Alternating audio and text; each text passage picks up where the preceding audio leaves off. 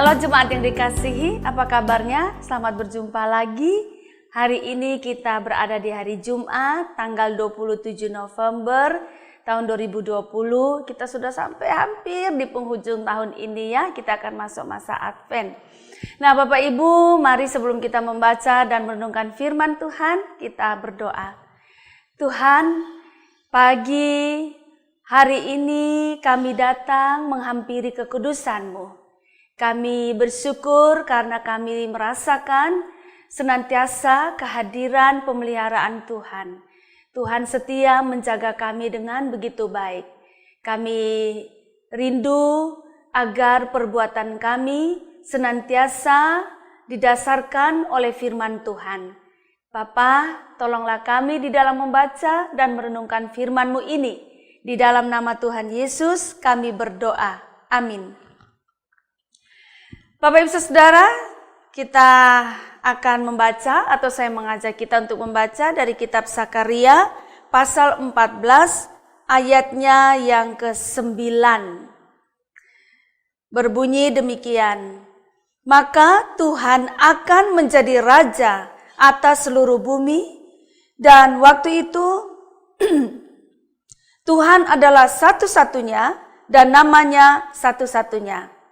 Demikian jauh pembacaan firman Tuhan. Yang berbahagia adalah setiap kita yang mendengarkan firman Tuhan, memeliharanya dan melakukannya dalam kehidupan kita setiap hari. Bapak Ibu yang sangat dikasihi Tuhan, saya mengajak kita untuk melihat pengalaman hidup kita. Pengalaman hidup yang seperti apa? Pengalaman hidup ketika kita mengalami hal-hal yang kita tidak sukai. Atau kita mengalami hal-hal yang mengkhawatirkan kita. Kita mengalami hal-hal yang menyakitkan atau bahkan membawa penderitaan kepada kita. Nah Bapak Ibu, ketika kita berada dalam situasi seperti itu, kira-kira apa yang sangat kita inginkan?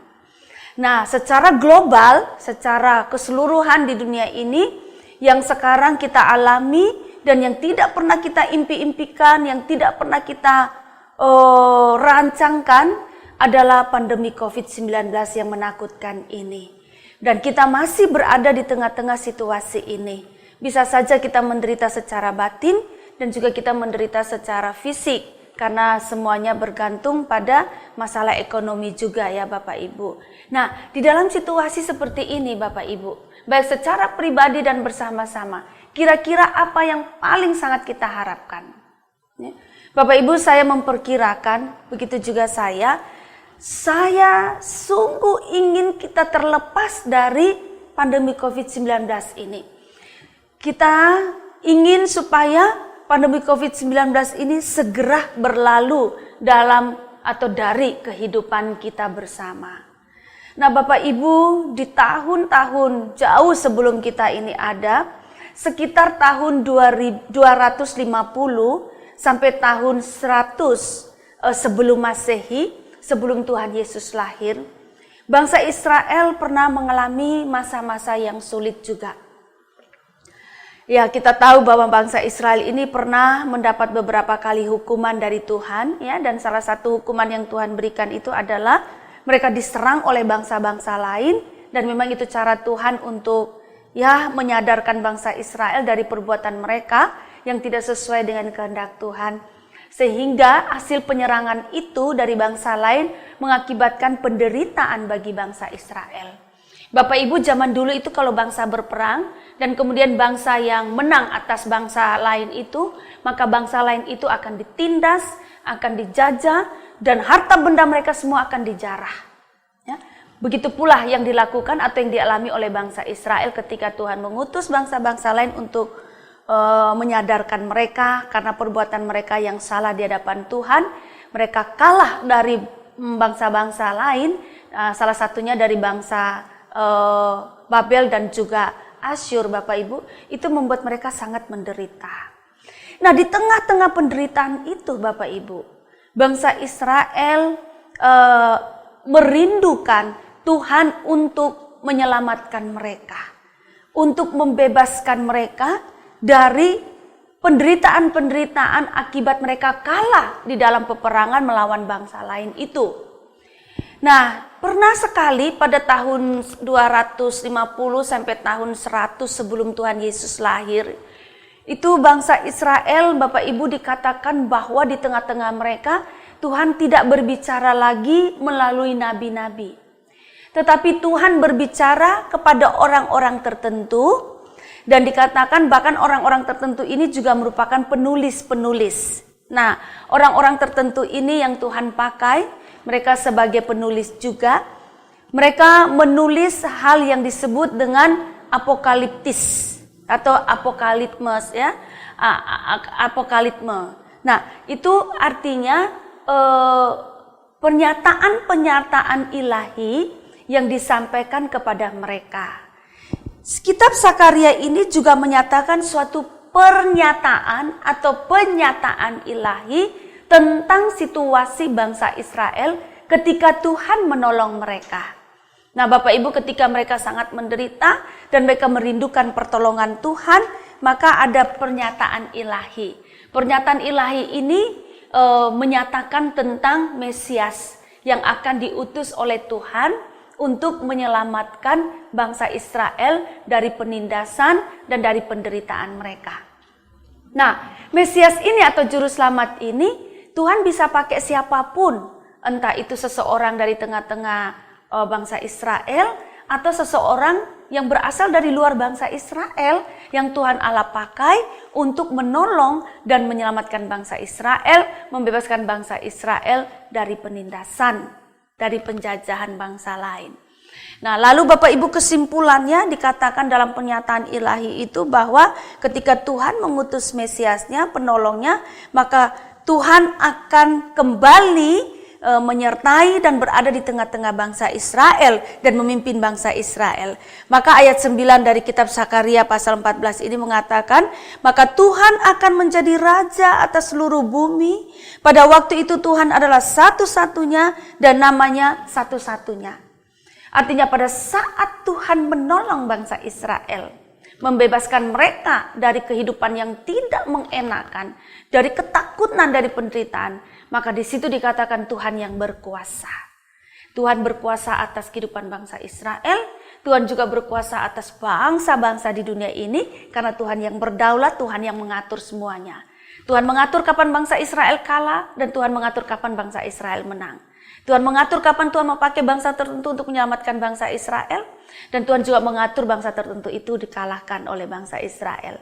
Di situ dikatakan bahwa Tuhan adalah Raja atas seluruh bumi. Artinya Tuhan yang berdaulat, Tuhan mengatur semuanya, Tuhan memimpin semuanya, dan Tuhan adalah satu-satunya yang berkuasa, tidak ada yang lain. Bapak Ibu, apa artinya firman ini? Jikalau saat ini sampai bulan November, di penghujung akhir bulan November 2020, kita masih bergelut dengan COVID-19, dan khususnya kita di Solo ini, korbannya makin banyak. Kita makin khawatir, kita takut, kita menderita, Bapak Ibu. Tetapi firman Tuhan ini kembali mengingatkan kepada kita bahwa Tuhan tidak pernah tinggal diam. Ada suatu saat, ada waktunya Tuhan akan bertindak. Sekarang pun Tuhan sedang berdaulat. Tuhan sedang bekerja.